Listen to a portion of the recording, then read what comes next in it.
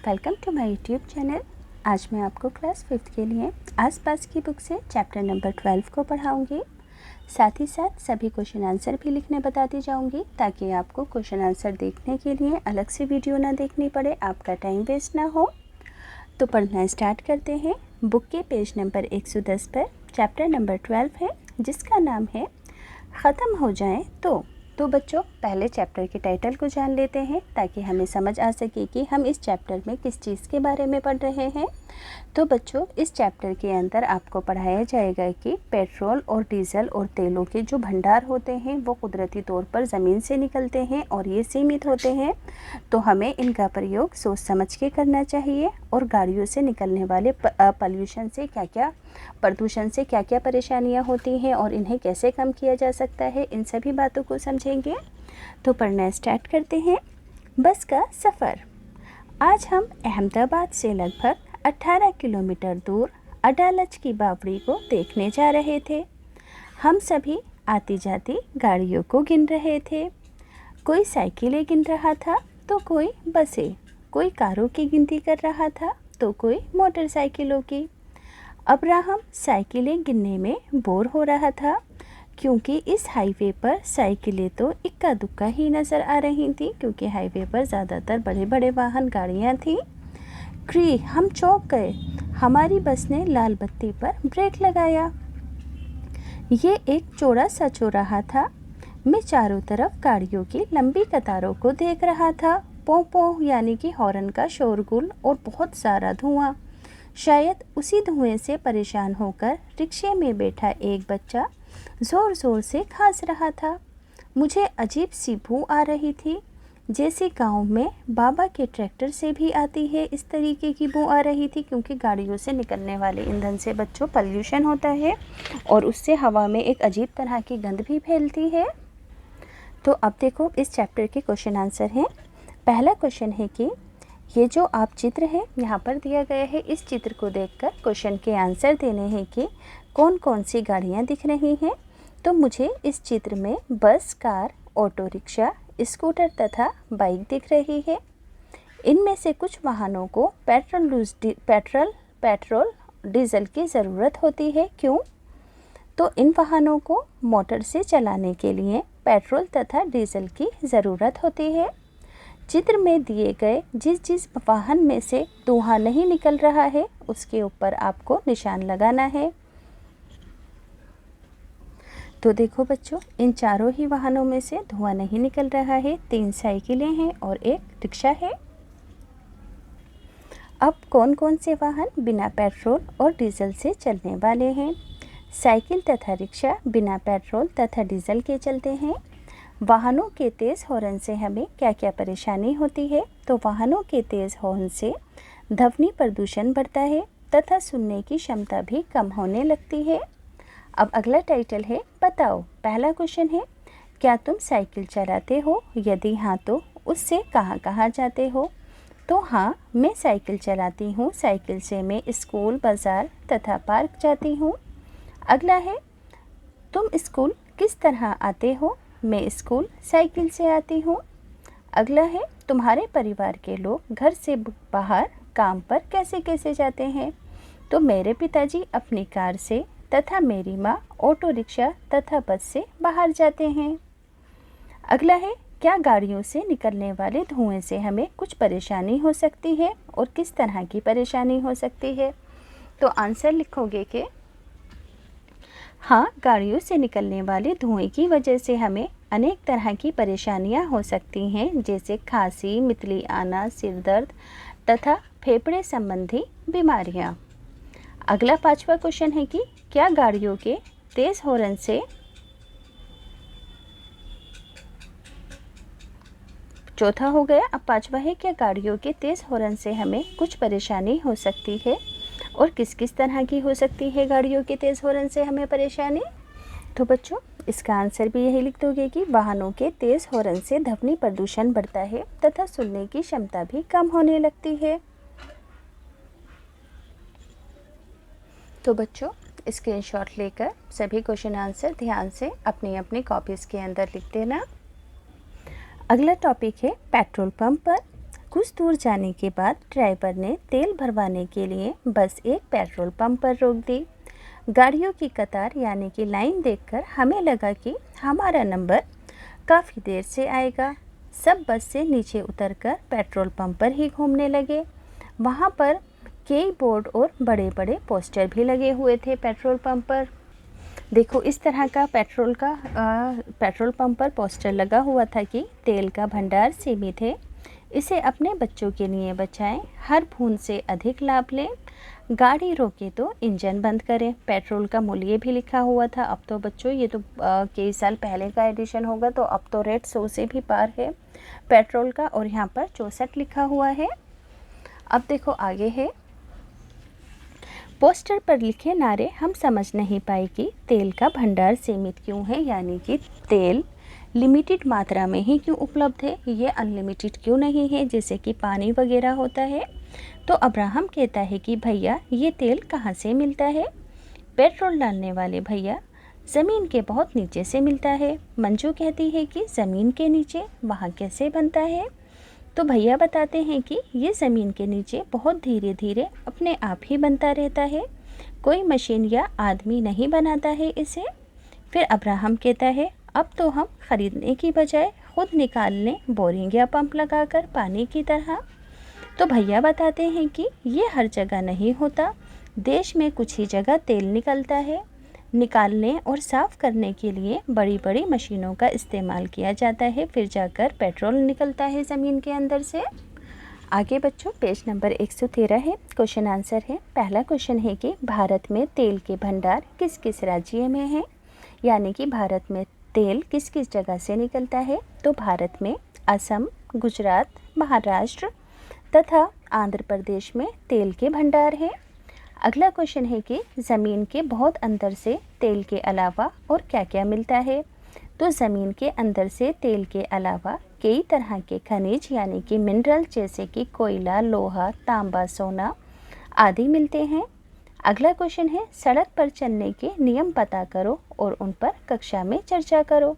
तो सड़क पर चलने के नियम इस प्रकार हैं। ट्रैफिक नियमों का सबसे पहले पालन करें, अपनी लाइन में चलें, ज़ेब्रा क्रॉसिंग पर सड़क पार करें और गति सीमा को पार ना करें। तो सभी बच्चे ये तीनों ही क्वेश्चन। अब चौथा क्वेश्चन भी है कि पेट्रोल डीजल का इस्तेमाल हमें सोच समझकर करना चाहिए, क्यों। तो पेट्रोल डीजल का इस्तेमाल हमें सोच समझकर इसलिए करना चाहिए क्योंकि ये पृथ्वी पर सीमित मात्रा में यानी कि लिमिटेड मात्रा में ही मौजूद है, ये अनलिमिटेड नहीं है, इसलिए हमें इसका इस्तेमाल सोच समझकर करना चाहिए। तो बच्चों चारों ही क्वेश्चन आंसर यहाँ लिखे हुए हैं, याद से अपनी अपनी कॉपीज़ में लिख लेना। आगे है नेक्स्ट टॉपिक, आगे की बातचीत। अब दिव्या कहती है कि पेट्रोल ख़त्म होने वाला है क्या, पोस्टर पर लिखा था कि भंडार सीमित है। तो भैया बताते हैं कि हम जितनी तेज़ी से तेल निकाल रहे हैं उतनी तेज़ी से वे नहीं बन रहा है, वैसे भी इसके बनने में लाखों लाखों साल लग जाते हैं।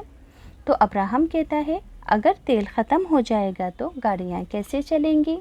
मंजू कहती है कि CNG से, मैंने टीवी पर देखा था और इससे धुआं भी कम होता है।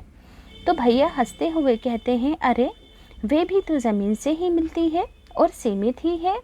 तो दिव्या कहती है कि बिजली से भी तो गाड़ियाँ चलती हैं, मैंने बैटरी से चलने वाली साइकिल देखी है। तो अब्राहम कहता है कुछ ना कुछ तो करना ही होगा, वरना हम बड़े होकर गाड़ियाँ कैसे चलाएंगे।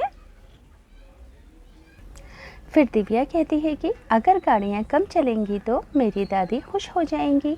वे कहती हैं कि तौबा, चींटियों की तरह आज गाड़ियों की कतारें ही कतारें हैं, आगे चलकर तुम्हारा क्या होगा। तो मंजू कहती है कि हाँ देखो ना, ज़्यादातर गाड़ियों में 1-2 ही लोग बैठे हैं, सब बस में क्यों नहीं जाते। तो अब्राहम कहता है कि हाँ पेट्रोल तो बचेगा, एक बस में तो कितने ही लोग जा सकते हैं।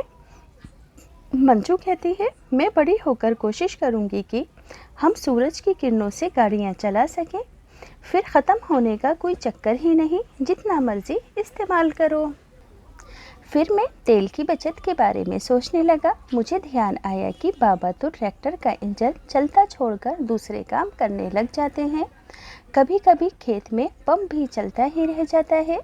तो इस वजह से कितना तेल खर्च होता होगा, घर जाकर बाबा से मैं ज़रूर बात करूँगा। अब बच्चों इस चैप्टर के 5 क्वेश्चन आंसर हैं, पढ़कर बताती हूँ। क्वेश्चन नंबर 1 है कि गाड़ी चलाने के लिए किस किस चीज़ों का इस्तेमाल होता है। तो आंसर होगा कि गाड़ी चलाने के लिए petrol, diesel, CNG, LPG, battery तथा सौर ऊर्जा का इस्तेमाल हो सकता है। अगला है, अगर इसी तरह सड़कों पर वाहनों की संख्या बढ़ती रही तो क्या क्या समस्याएं हो सकती हैं, जैसे कि सड़क पर ट्रैफिक बढ़ जाएगा। बड़ों से बात करके अपने विचार लिखो। तो आंसर लिखोगे कि अगर वाहनों की संख्या इसी तरह सड़कों पर बढ़ती रही तो प्रदूषण तथा सड़कों पर होने वाली दुर्घटनाएं बढ़ सकती हैं। अगला क्वेश्चन है कि मंजू ने कहा कि सब बस में क्यों नहीं जाते, सभी लोग बस में सफ़र क्यों नहीं करते।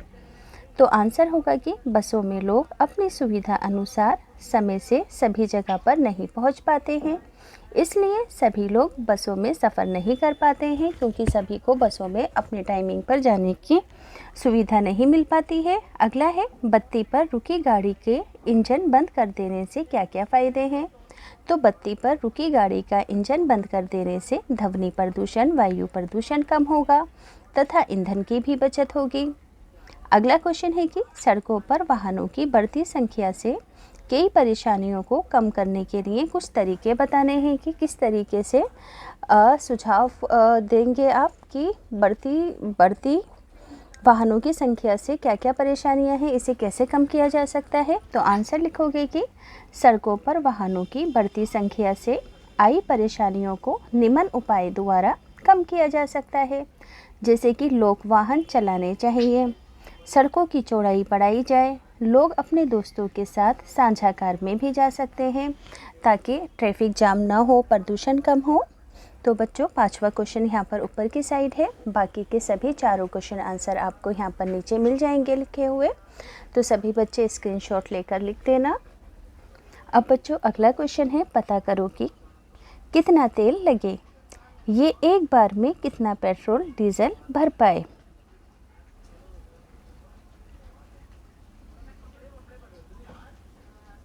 यानी कि एक बार में स्कूटर के अंदर कितना पेट्रोल या डीजल आता है। तो 8 से 10, कार के अंदर 30 से 35, ट्रैक्टर में 40।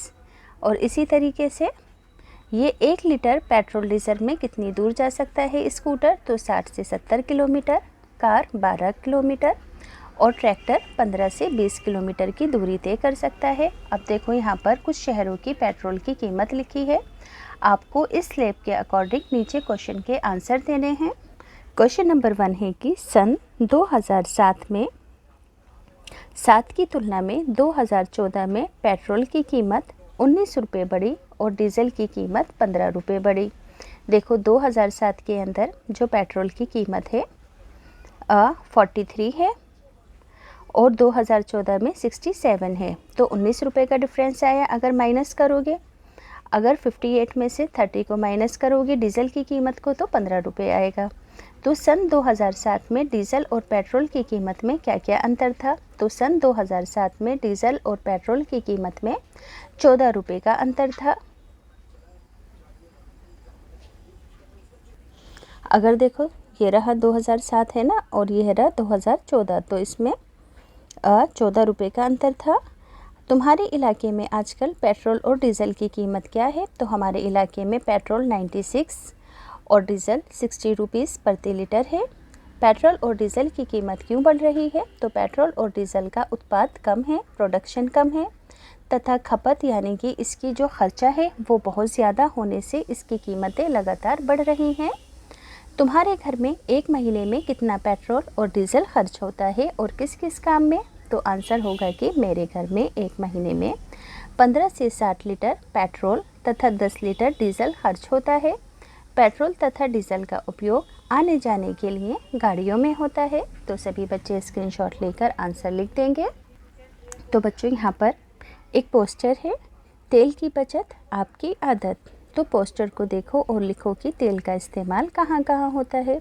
तो तेल का इस्तेमाल ड्राई क्लीनिंग, गाड़ियों तथा हवाई जहाज़ों में के ईंधन, पेंट तथा प्लास्टिक में, घरों में खाना बनाने आदि में होता है तेल का इस्तेमाल। अगला है डीजल कहाँ कहाँ इस्तेमाल होता है, तो डीजल का इस्तेमाल बस, ट्रक, ट्रैक्टर, जनरेटर आदि में किया जाता है। तो स्क्रीनशॉट लेकर आंसर लिख देना। अब है पेज नंबर 117। सोचो और चर्चा करो। तुम्हारे गांव या शहर में एक हफ्ता पेट्रोल या डीजल नहीं मिले तो क्या होगा। तो हमारे गांव या शहर में एक हफ्ता पेट्रोल या डीजल ना मिले तो यातायात व्यवस्था पर बुरा प्रभाव पड़ेगा। गांवों में खेती में इस्तेमाल होने वाले उपकरण तथा ट्रैक्टर बंद हो जाएंगे और जनरेटर के न चलने से पावर कट के समय पावर ब्रेकअप भी नहीं मिलेगा।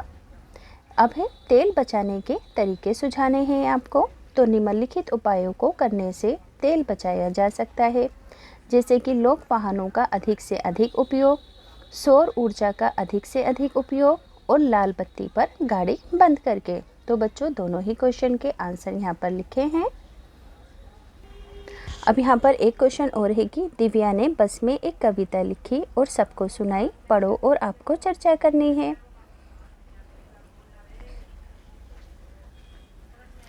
तो कविता के अंदर देखो, कविता की व्याख्या बता देती हूँ कि इस कविता में कविता की व्याख्या है डीजल तथा पेट्रोल पर। यह कविता है। इस कविता में कहा गया है कि पेट्रोल एवं अन्य ईंधन के भंडार सीमित है, इसलिए इसका उपयोग कम करें, नहीं तो इसके बिना काम नहीं चलेगा, अन्यथा इन्हें प्राप्त करने के लिए युद्ध तक हो सकता है। इस कविता में ये बात की गई है। इस कविता की व्याख्या आपसे एग्जाम में भी पूछी जा सकती है। तो सभी बच्चे स्क्रीनशॉट लेकर कविता की व्याख्या को कॉपीज में लिख देंगे।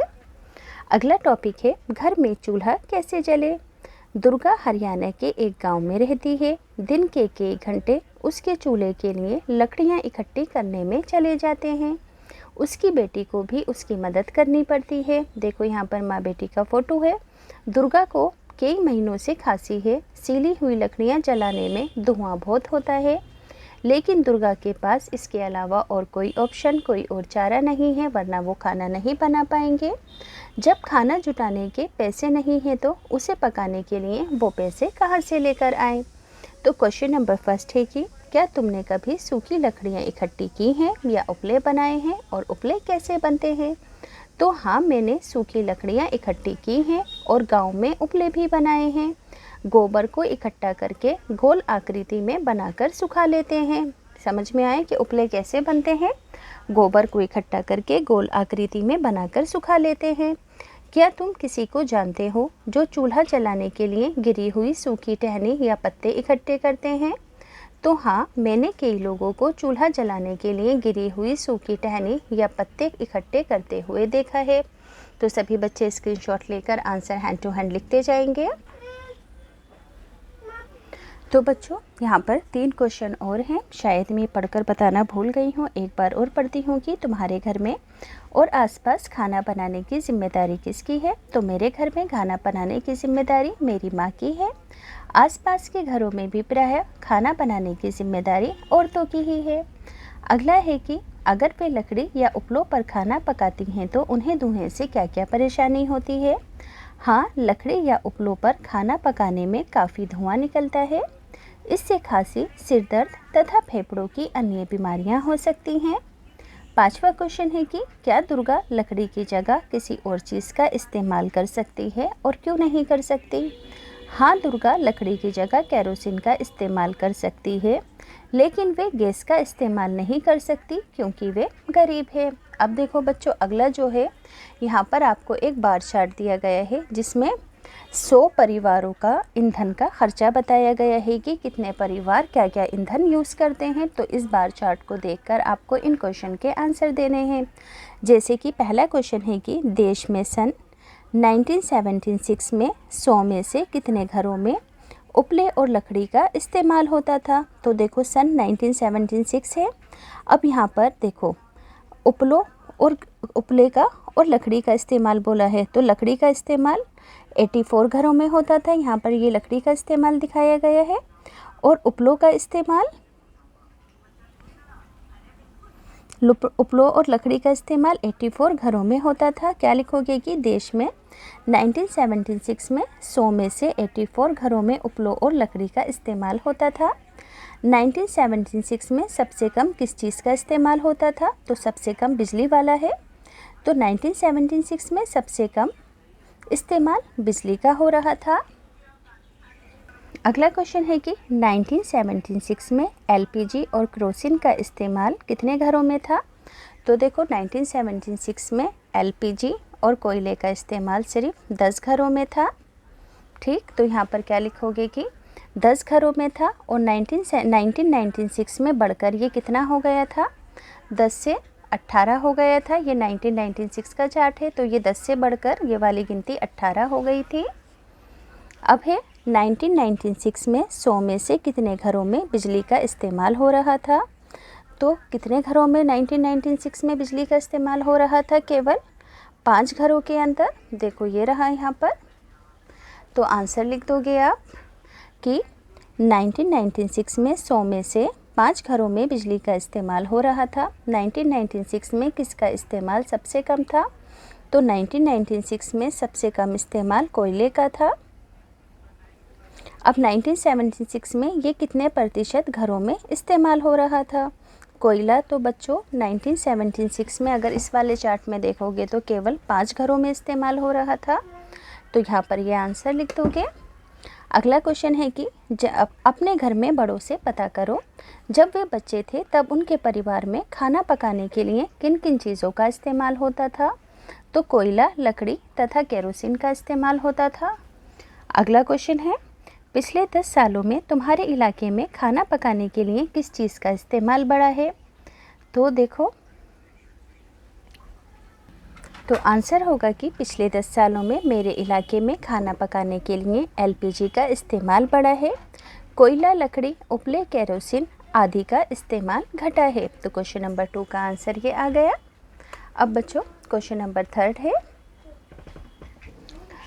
अनुमान से बताओ अगले 10 सालों में खाना पकाने के लिए किस चीज़ का इस्तेमाल बढ़ेगा? तो अगले 10 साल में एलपीजी का इस्तेमाल बढ़ेगा तथा केरोसिन, उपले लकड़ी का इस्तेमाल घटेगा। तो तीनों ही क्वेश्चन आंसर पढ़कर बता दिए हैं मैंने आपको। अब बच्चों यहाँ पर भी कुछ क्वेश्चन हैं पीले वाले बॉक्स में। हम क्या समझें, किसी कंपनी ने तुम्हें लोगों के लिए एक नया वाहन जैसे कि बस, मिनी बस का डिज़ाइन बनाने का मौका दिया है, तो तुम किस प्रकार की बस चलाना चाहोगे उसके बारे में लिखो और चित्र बनाओ। तो मैं ऐसी बस बनाना चाहूँगी जो कि सौर ऊर्जा से चले और जो सभी के लिए उपयोगी हो। तो सभी बच्चे बस का चित्र अपने तरीके से खुद बना लेंगे। बस का डिज़ाइन बनाते समय इन लोगों की सुविधा के लिए तुम क्या क्या सोचोगे? बुज़ुर्गों के लिए लो फ्लोर बसें बनाएंगे ताकि चढ़ने में आसानी रहे। छोटे बच्चों के लिए खिड़की में ग्रिल तथा सीट बेल्ट लगाएंगे और जो लोग देख नहीं पाते दरवाजे तथा सीट के पास खुरदरी पट्टी लगाएंगे।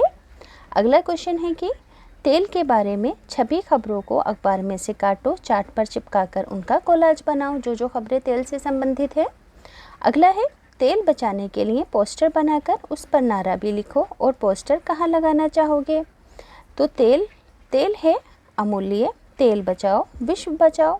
अब पोस्टर आप अपनी मर्ज़ी से बनाकर अपनी कॉपीज़ में लगा सकते हो। चैप्टर कंप्लीट होता है बच्चों यहाँ से।